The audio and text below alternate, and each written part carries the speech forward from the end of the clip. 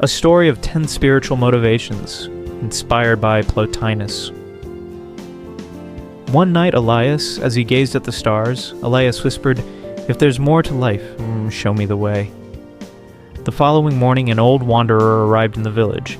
Draped in a simple robe and carrying a weathered book, the man exuded a calm presence. Intrigued, Elias approached him. "Who are you?" Elias asked. The wanderer smiled. "A traveler like you, seeking the same thing. Perhaps I can guide you to answers." 1.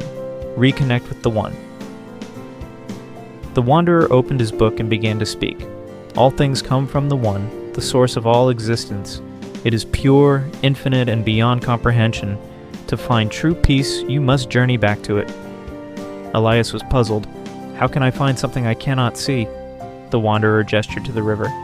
Just as the river flows back to the ocean, so too does your soul long to return to its source.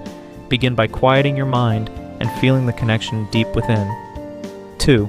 See the soul as your true self. As they walked, the wanderer continued, "You are not your body, Elias, nor your fleeting thoughts. Your true essence is your soul. It is eternal, unchanging, and divine." Elias frowned. "But I feel so small, so flawed." The wanderer placed a hand on his shoulder. "That's only because you've forgotten your true nature. The soul is like a clear lake, clouded by distractions but pure at its depth." 3. Seek beauty to inspire the soul. They stopped at a meadow bursting with wildflowers. The sun painted the petals with golden light. "Look closely," the wanderer said. "What do you see?" Elias marveled at the intricate patterns of the flowers.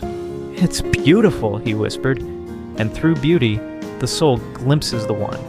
Whenever you encounter beauty, in nature, art, or music, let it awaken your spirit and remind you of the divine. Detach from the material world." As they walked into the nearby market, Elias watched merchants haggling and villagers counting coins. The wanderer shook his head. "We often seek happiness in things. Gold, possessions, status, but these only weigh us down. To ascend spiritually, you must let go of the material world's hold on your heart." Elias nodded, though the thought of letting go felt daunting. "Does this mean I must renounce everything?" "Not at all," the wanderer replied. "Use what you need, but don't let it define you." 5. Practice self-purification. By nightfall, they reached a quiet stream. The wanderer knelt to wash his hands. "Purification is essential," he said, "not just of the body, but of the mind and soul. Let go of anger, envy, and selfish desires. These are weights holding you down." Elias dipped his hands in the water, letting its coolness wash over him. He closed his eyes, imagining the burdens of his heart drifting away with the current. 6. Embrace unity with the universe. As they camped under the stars, the wanderer spoke again. "Do you see how the stars seem separate, yet they all belong to the same sky?" Elias nodded. "So it is with us. You, me, the trees, the river, we're all part of the same universal soul.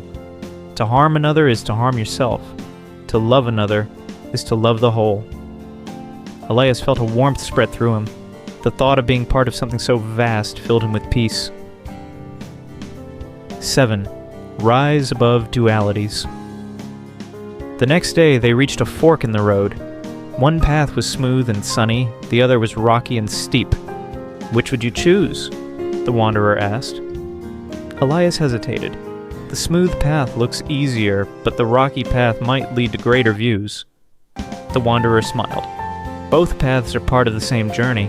Don't cling to the easy or fear the hard. Rise above dualities, joy and sorrow, light and dark. See them as threads in the same tapestry." 8. Focus on inner growth. As they climbed the rocky path, Elias stumbled and grew weary. "Why does the journey feel so difficult?" he asked. "Because true growth happens within," the wanderer said. "Each challenge is a chance to grow stronger, wiser, and more aligned with your higher self. Don't run from discomfort.